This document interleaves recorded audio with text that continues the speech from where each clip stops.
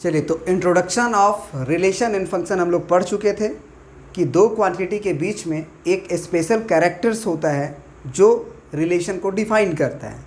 जैसे brother and sister का एक जो रिलेशन होता है वो क्या डिफाइन करता है कि भाई अगर बहन के कलाई पे राखी बांधा है तो उसे हम लोग ब्रदर सिस्टर का एक दर्जा देते हैं, फॉर एग्जांपल के लिए कह रहे हैं, ठीक है।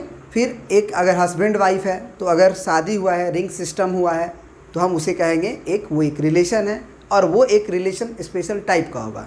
तो ये सारे इंट्रोडक्शन पढ़ने के बाद अब हम लोग पहुँचे हैं ऑर्डर्ड पेयर के बारे में जानने का कोशिश करेंगे, क्योंकि यही वो टूल्स है ordered pair, Cartesian product of two sets, जो हमको रिलेशंस को समझाएगा और फिर स्पेशल टाइप्स ऑफ रिलेशंस जो है हमें फंक्शंस को सिखाएंगे, है ना, क्योंकि special types of relations he function होते हैं। तो इसीलिए हर चीज़ को धीरे धीरे हम लोग ऐसे अच्छे से समझेंगे कि कोई भी दिक्कत नहीं हो, ठीक है। तो चलिए शुरू करते हैं। पहले ऑर्डर्ड पेयर को समझने से पहले एक एग्जांपल जो हमारे ऑर्डर्ड पेयर को बहुत ही आसान कर देगा, ठीक है। तो ये है, कह रहा है कि suppose A is a set. Set के बारे में पढ़ चुके हैं। ए जो है एक सेट है, किस चीज़ का सेट है, तो ऑफ टू कलर्स, दो कलर का सेट है। And B is a set of three objects, और बी के बारे में बताया कि वो तीन ऑब्जेक्ट का सेट है। दैट इज़ ए जो है वो मान लीजिए कि रेड कलर और ब्लू कलर का सेट है, और एक बी सेट है जो तीन ऑब्जेक्ट का सेट है, जैसे कि पहला है बैग, फिर है कोट, फिर है शर्ट। बैग, कोट और शर्ट तीन ऑब्जेक्ट का पेयर है। इसमें बोला है, बहुत इंपॉर्टेंट समझना यहाँ पैटर्न को, how many pair of coloured objects can be made from these two sets. तो यहाँ पे ऐसे ही पढ़ के छोड़ दोगे ना तब मज़ा नहीं आएगा। यहाँ पे इन्होंने बोला है कि how many pair of coloured objects be made from these two sets. इन दो सेट से, सेट ए सेट बी से क्या बनाना है आपको, पेयर ऑफ, यहाँ भी इम्पोर्टेंट है, coloured object, pair of coloured object बनाना है। ऑब्जेक्ट कलर बनाना है कि कलर्ड ऑब्जेक्ट बनाना है, यही होता है ऑर्डर पेयर को ध्यान देने की ज़रूरत। इन्होंने सबसे बोला है कि how many coloured objects can be made, मैंने उन्होंने शुरू में यूज किया है कलर, उसके बाद ऑब्जेक्ट। तो जब हम एक पेयर बनाएंगे, एक जोड़ा बनाएंगे, तो सबसे पहले हम कलर को रखेंगे, फिर ऑब्जेक्ट को रखेंगे। फॉर एग्ज़ाम्पल अगर हम एक पेयर बना रहे हैं ऑर्डर पेयर, तो हम कहेंगे कि रेड और बैग का बनाते हैं। चलिए एक ऑर्डर ले लेते हैं, रेड और बैग का। तो ये एक पैटर्न है किस चीज़ का, कलर्ड ऑब्जेक्ट का। शुरू में कलर है, फिर ऑब्जेक्ट है। फिर दूसरा बना सकते हैं रेड का ही हम कोट के साथ, फिर हम बना सकते हैं रेड का ही किसके साथ, शर्ट के साथ। तो ये एक पेयर बनते जा रहा है। तो कितने पेयर बना सकते हैं, ब्लू के साथ भी बना सकते हैं, ब्लू कलर और ऑब्जेक्ट हो तो ब्लू कलर बैग ऑब्जेक्ट के साथ, यही ब्लू कलर का किसके साथ, कोट के साथ, और यही ब्लू कलर का किसके साथ, शर्ट के साथ। तो यहाँ पे ध्यान देने वाली बात यह है कि यहाँ पे जब हम ऑर्डर्ड पेयर बना रहे थे तो इसमें बोला था कलर ऑब्जेक्ट। अगर यहीं पे ये बोल दे ऑब्जेक्ट कलर का पेयर बनाइए, है ना, पेयर ऑफ, अच्छे से लिखिएगा, पेयर ऑफ कलर्ड ऑब्जेक्ट, तो क्या होगा ध्यान दीजिएगा। तो देखिए अब जो है हमारा तैयार हो चुका है ऑब्जेक्ट कलर का एक पेयर, ऑब्जेक्ट कलर का, जिसमें कि पहले ऑब्जेक्ट है, जैसे बैग हो गया, कोट हो गया, शर्ट हो गया, उसके बाद वाला एलिमेंट जो सेकेंड एंट्री है वो कलर का है। तो यहाँ पे जब इन्होंने बोला है कि how many pair of colour objects can be made, तो इसका मतलब वो चाहते हैं कि पहले आप कलर रखो फिर ऑब्जेक्ट रखो, और दूसरा में वो चाहते हैं कि पहले ऑब्जेक्ट रखो फिर आप कलर रखो। तो यहाँ पे देखो ऑर्डर्ड पेयर को समझाने के लिए हमने ये एग्जांपल लिया था। तो ऑर्डर्ड पेयर में एक चीज़ मैटर करता है कि आपने पहले किसको रखा है, पहला एंट्री क्या रखा है।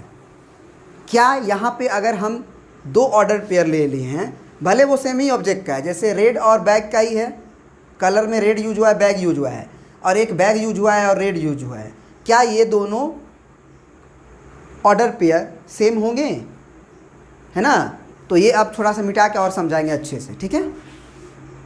अब देखिए यहाँ पे हम दो ऑर्डर पेयर लिखे हैं, एक रेड बैग का और एक बैग रेड का। क्या ये दोनों ऑर्डर पेयर सेम हैं? तो अगर जो लोग कह रहे हैं यस, वो गलत बोल रहे हैं, क्योंकि बाबू रेड और बैग में पहले आपका ये है कलर ऑब्जेक्ट और ये है ऑब्जेक्ट कलर, तो आप ये बराबर नहीं कह सकते हो, बराबर नहीं कह सकते हो। अगर इन दोनों को बराबर होना होगा तो पहला एलिमेंट के बराबर होना चाहिए और सेकेंड एलिमेंट के बराबर होना चाहिए। समझ में आया? तो यहाँ पे नोट करके लिखोगे कि two order pair are same if and only if first elements of first order pair is the first elements of second order pair. ठीक है, मतलब दो ऑर्डर पेयर हैं तो उनका पहला एलिमेंट के बराबर और सेकेंड एलिमेंट के बराबर होने चाहिए, तभी हम उस ऑर्डर पेयर को सेम बोलेंगे। आप एग्जाम्पल के रूप में ऐसे भी देख सकते हो कि जैसे आप कोऑर्डिनेट पढ़ते हो तो उसमें 2,4 लिखा रहता है मान के चलो, और एक लिखा रहता है 4,2। क्या दोनों का मतलब सेम होता है? बिल्कुल नहीं, क्योंकि अगर आप एक नंबर लाइन बनाने जानते हो, ग्राफ को पॉइंट को डिनोट करने जानते हो, तो मान लो ये P पॉइंट है और ये Q पॉइंट है, दोनों सेम नहीं है। x में 2 चलना है इसका मतलब, और y में 4 चलना है, तो 1 2 3 4 यहाँ पे हैं आप, तो ये हुआ 2,4।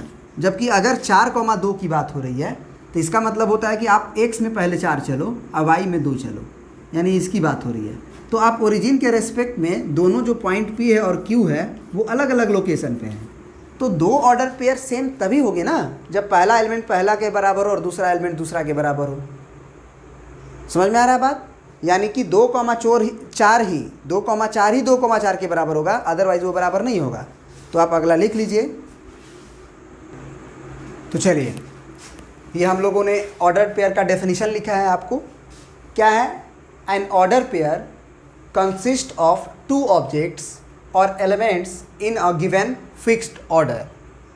ठीक है, ऑर्डर पेयर क्या है? कंसिस्ट 2 ऑब्जेक्ट्स, 2 ऑब्जेक्ट्स को रखता है या एलिमेंट्स को रखता है, अ गिवन फिक्स्ड ऑर्डर, एक फिक्स ऑर्डर में रखते हैं। जैसे पहला जो हुआ तो पहला वाला फिक्स होगा, पहला दूसरा पे नहीं जा सकता है या दूसरा पहला पे नहीं जा सकता है। जैसे एग्जाम्पल के रूप में हम कह सकते हैं कि एक सेट ए के अंदर मान लो 1 2 3 है और एक बी सेट के अंदर है, मान के चलो आपका A, B, C है, 3 एलिमेंट। तो अगर इससे हमको ऑर्डर पेयर बनाना है तो निश्चित रूप से अगर ऑर्डर पेयर बनाएंगे हम, तो अगर हम मान लो ऑर्डर पेयर बना रहे हैं तो पहला एलिमेंट हम 1 का रखेंगे और दूसरा एलिमेंट हम B से रखेंगे, पहला A से रखेंगे दूसरा B से रखेंगे, ऐसे। तो यही पैटर्न हम सबके लिए यूज करेंगे कि पहला हम 2 रखेंगे, दूसरा हम दूसरे से रखेंगे। ठीक है ना? तो एक फिक्स होना चाहिए ऑर्डर, ये नहीं कि कभी कुछ लिख रहे हैं। ठीक है, तो दूसरा में बोला है equality of order pair. 2 order pair को इक्वल कब कहेंगे? जैसे कि हम एग्जांपल लिए थे 2,4 जो है 4,2 के इक्वल नहीं है, तो इन्होंने बोला है कि 2 order pair A1, B1 and A2, B2 are equal EIFF। ये गलती से नहीं FF लिखा गया है, इसका एक मतलब होता है मैथमेटिक्स में। IFF का मतलब होता है इफ़ एंड ओनली इफ़, यदि और केवल यदि। और इसका मैथमेटिक्स में ऐसे भी मतलब निकाला जाता है कि अगर ये बात सही है तो वो बात भी सही होगा, और उधर वाली बात सही है तो इधर वाला भी बात सही होगा, मतलब दोनों रिलेशन निकलते हैं। ठीक है ना? इधर से भी वो सही होगा और उधर से भी ये सही होगा।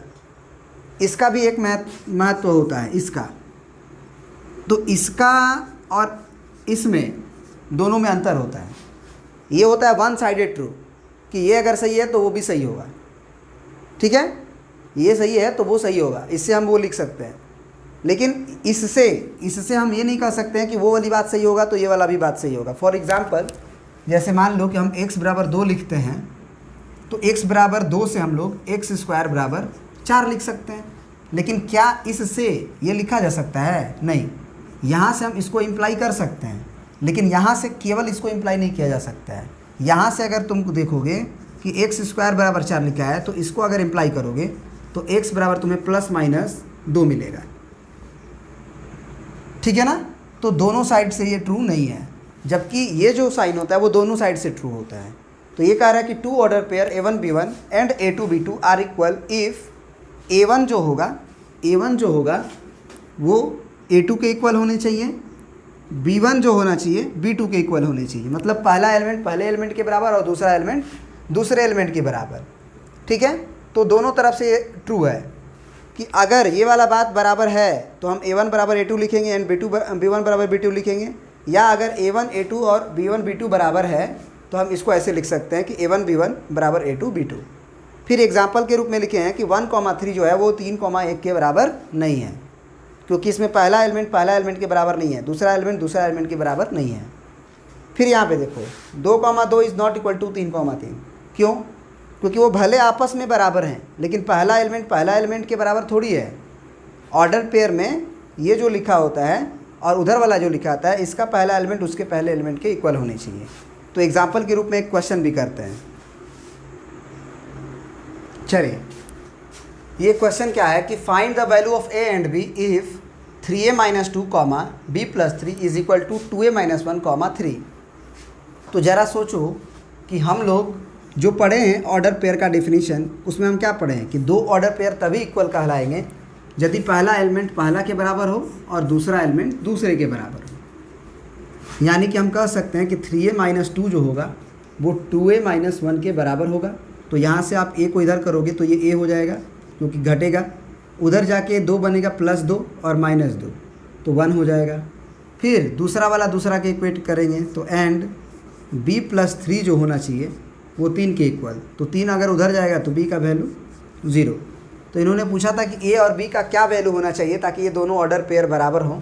तो a का वैल्यू होना चाहिए 1 और b का वैल्यू होना चाहिए 0। अब तुम a का वैल्यू 1 और b का वैल्यू 0 रख के देखो, दोनों बराबर आ जाएंगे। जैसे a का वैल्यू 1 रखोगे तो ये कितना आ जाएगा, 3 एकम 3 में से 2 गया 1, और ये आ जाएगा कितना, b का वैल्यू 0 रखोगे तो 3 आएगा, तो ये 1,3 हो गया। अब बराबर लिखना है 2a - 1, तो a का वैल्यू तुमको क्या रखना है 1, तो 2 एकम 2, तो 2 में से 1 घटा 1, फिर वहाँ पे 3 है तो उसमें b है ही नहीं, तो b है ही नहीं तो डालने की ज़रूरत ही नहीं है। तो देखो ये बराबर आ गया। तो दो ऑर्डर पेयर तभी बराबर होंगे जब पहला एलिमेंट पहले एलिमेंट के बराबर हो, दूसरा एलिमेंट दूसरे एलिमेंट के बराबर हो। चलिए अब हम लोग पढ़ते हैं Cartesian product of two sets. This is the most important for relations, and फिर रिलेशंस पढ़ने के बाद हम लोग फंक्शंस में आगे बढ़ेंगे। ठीक है।